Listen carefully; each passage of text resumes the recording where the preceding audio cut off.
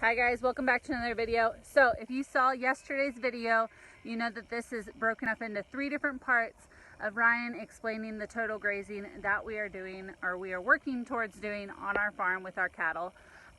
So I wanted to just intro this video and explain again that these videos were shot a couple months ago, so the grass is going to look a lot different, but it's just Ryan explaining how we are doing total grazing on our farm.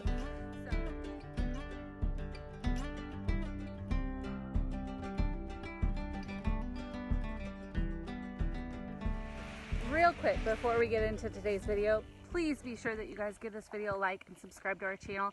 It means the world to us when you guys subscribe, and we love being able to help other young farmers. Okay guys, we are back with another part of this series. I'm going to make this a whole playlist of our total grazing, so I'll have everything in there. See the description box below.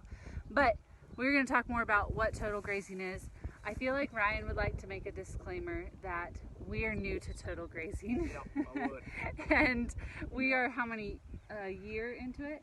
I think so, yeah, something like that. Yeah, so we're still learning. Yeah, we are not the experts. No. And we are learning under Jaime Elizondo, and his class that he teaches is called... Yeah, there's a whole group of them. Yeah, oh. Total grazers. Oh, okay. So Jaime's... There's a whole bunch of people in the class. Oh, okay. Yep. Sorry. Yeah. And they're all learning, and we share things on Facebook and ask questions. What's Jaime's... Real Wealth Ranching. Real Wealth Ranching is what it's called, yeah. So he teaches how to do the total grazing, teaches everything that you guys need to know, like ask plenty of questions on condition for your cattle and stuff like that. But I mean, real redneck terms, it's just an extreme version of rotational grazing. But it just takes a lot more effort, a lot more thought outness. And there's a lot of benefits though to it, a lot of things that I like about it. Probably the biggest thing is you can, in theory, increase your numbers of cattle exponentially compared to rotational grazing. And I think some of it, I don't know, total grazing works everywhere, but I think it even becomes more important in more arid environments. I mean, we're not super arid environment, but we aren't in 42-inch rainfall environment. So then there's things there that you can get away with. You know, everybody recommends this top third grazing, and there's certain things you can get away with in cooler season grasses and cooler environments and more rainfall environments that you can out here, which we're South Central Kansas. We're closer to more arid environment. We're actually not that far from Western Kansas, which is definitely an arid environment. So. But total grazing, yeah, it's essentially, you know, trying to take the entire, they call it cleaning their plate.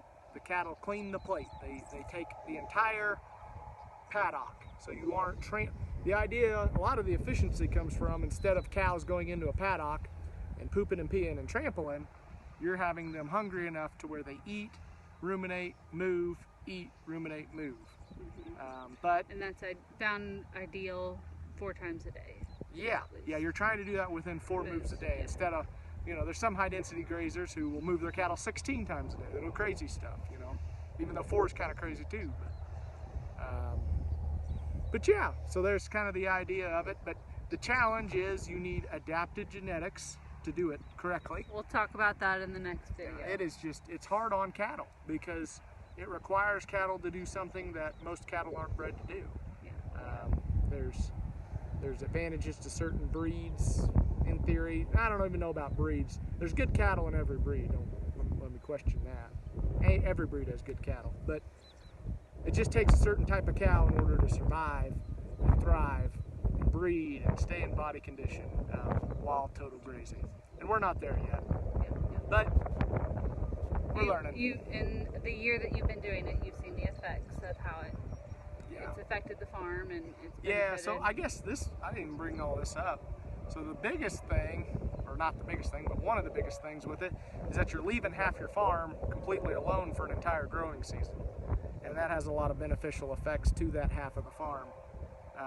Jaime explains it a lot better. I don't understand all the soil stuff, but when a plant fully matures out and it no longer has to focus on its own growth, it allows sun rays that it collects to go and feed microbes in the soil versus Feeding the stem, or like versus feeding regrowth all the time.